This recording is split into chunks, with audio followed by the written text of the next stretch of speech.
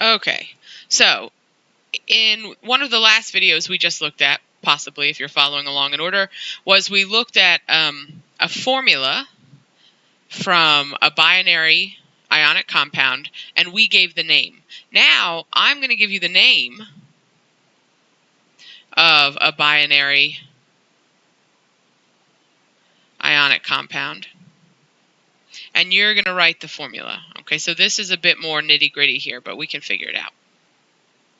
The one thing that we did say when we made the earlier video is we said not only does it have to be binary, but there's a caveat: the metal right now has to come from main group.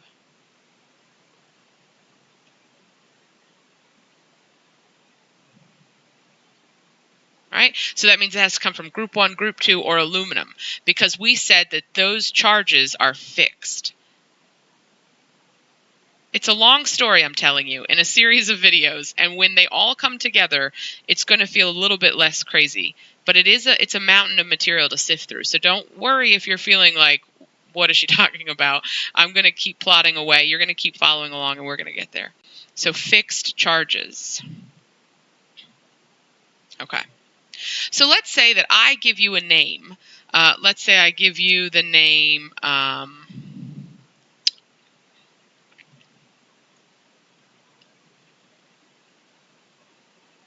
lithium. That's not spelled right, but let's imagine. Oh, well, here we are. Let's just do it. It's slightly more reliable. Oh my gosh. Than the board in the room. So I can do it. All right, lithium iodide. Okay. We know that the IDE means something, right? Because we just learned where the IDE came from. When we see the IDE, that tells us that it's binary. This is a decoder opportunity, right? Where you have to decode this name. And when we see IDE, that means to us, if I hadn't told you it was binary, when you see IDE, it tells you that the nonmetal comes from the periodic table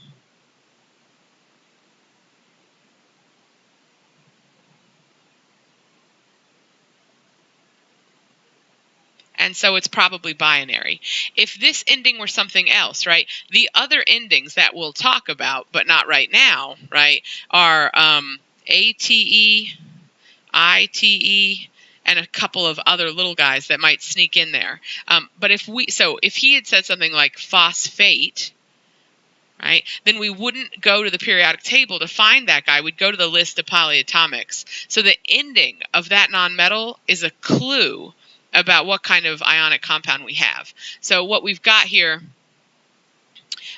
is IDE, and that tells us that when we want to find the formula for this, we're going to find the formula for this nonmetal from the periodic table. So when we're taking a name and making a formula, we read the metal, we find its neighborhood, and we're going to write down the symbol and the charge. We need both pieces of information, okay? So when I want to turn a name into a formula, I need to find the symbol and the charge. If I go back to my periodic table, we can remember that in one of the last videos, I said everybody who lives in group 1 forms +1. Everybody who lives in group 2 is +2.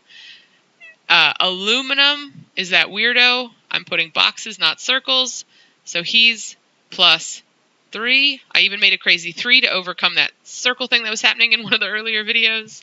I'm learning. Okay, and we said everybody over here in the non-metals, right? We assigned some charges.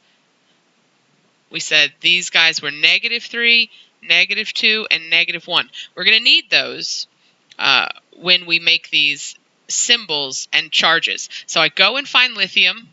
There's his symbol, and this is his charge. So I need both of those pieces of information. Okay, we'll keep those annotations for now. We'll go back. So now I'm going to write the symbol for lithium, which we found on the periodic table, and we're going to write the charge. right? I need both of those pieces of information. Then I'm going to look at the IDE in iodide, and I'm going to know he comes from the periodic table, and I'm going to go back, and I'm going to get his symbol and charge. I need both pieces.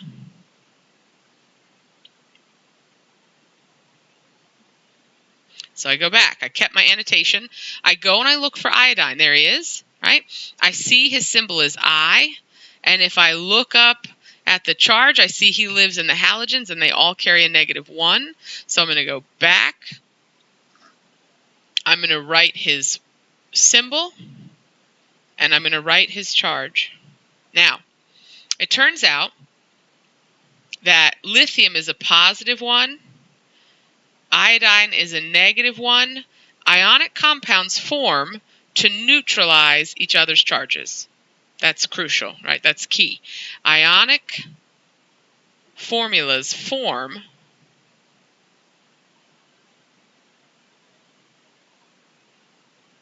to neutralize charge.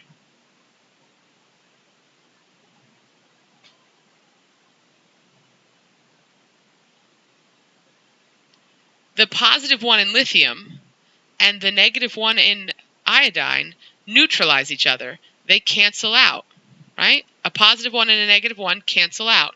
So these guys fundamentally, just by bumping into each other, neutralize each other's charge. If that's true, we can cancel out the charges. We can bring the symbols together, and we have made an ionic formula. This is the ionic formula for lithium iodide. There's a lot of decoding that goes into turning a name into a formula. We have to know about charges, and we have to know about neutrality, but that's how we can read the metal and nonmetal and bring them together to make an ionic formula. So let's try another one.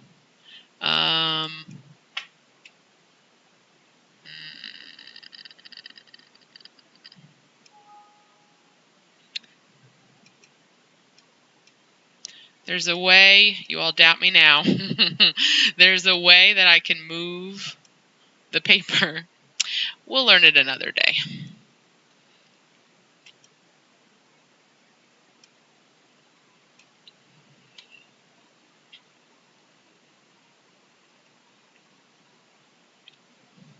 Okay, we'll just start blank. Now, if we want to look at another example, right, where I give you the name of a binary ionic compound and you're going to write the formula, let's practice another one. Let's practice calcium bromide. Okay? Again, we see that IDE. That's how I'm going to make sure that it's binary. That means that this is going to be a calcium, he's going to be a bromine.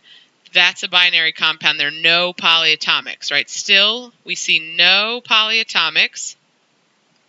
And I still see that I'm picking things from main groups. So we're looking at just one example, right? So we got a main group metal and no polyatomic ions. All right, so we said we're going to take the name and we're going to find the symbol and the charge, right? So I go here, I see my symbol calcium, I see that his charge is going to be a +2, right?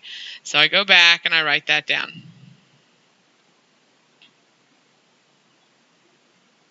Then I have to go find bromide. Remember, bromide is not on the periodic table. That is what he's called when he's an ion. When he's an element, so he's an ion. When he's an element, he's called bromine. So on the periodic table, I have to look for him in his element or his atomic form, not his ionic form. So I'll go back. I know he's a halogen. There he is. That's bromine. He's going to carry a -1 charge. Right? So navigating your periodic table is no trivial task here. You've really got to be able to find out where all of the elements are. So here we are. Now, I said that ionic compounds form to neutralize charge, right? But these guys do not inherently neutralize charge. This calcium is a +2. This bromine is a -1. They do not cancel out, right? They leave a net charge. They would leave a net charge of positive 1. There's a shortcut method to figuring out how to make these ionic formulas, and I'm going to show it to you now. We could sit here and ask ourselves how many bromine we would need in order to satisfy this calcium's need. But as it turns out, this calcium is telling us what he needs. What he needs is 2 of his neighbor to show up, right? So he is telling us he needs 2 bromine. We already know that. He needs 2 of those compounds. This guy's telling us what he needs. He needs 1, right? We disregard the charges. They're just telling us that they're opposite. He's telling us he needs 1 of that guy, right? So they're telling us what they need from the other. So what we do in this case is we do what's sometimes called the crisscross method, or it's just a shortcut to take these charges and let them become the subscript on the other element. So there's the cross, right? We're not going to just tell us that we need 2 calcium. That 2 is really telling us how many of the neighbor needs to show up. So now we're also going to take this 1 and we're going to swap it. All right, so that's going to tell me how many calcium we need. So if I bring all of this together, I could show a little 1, but I'm not going to. I'm going to show that there are bromides, but there are 2 of them that I need, right? After I do this cross, I've made what I think is the formula for calcium bromide. Now, I can go back and check the math, right? And I should, just to prove to you guys that this works. So let's go check the math. Calcium, we said, is a positive 2, and there's only 1 of him, right? So I brought that little 1 down. So this gives me a net positive 2 charge, because I have one thing that has a positive 2 charge. Over here for bromine, he had a negative 1 charge, right? But there are 2 of him. Negative 1 times 2 is a negative 2.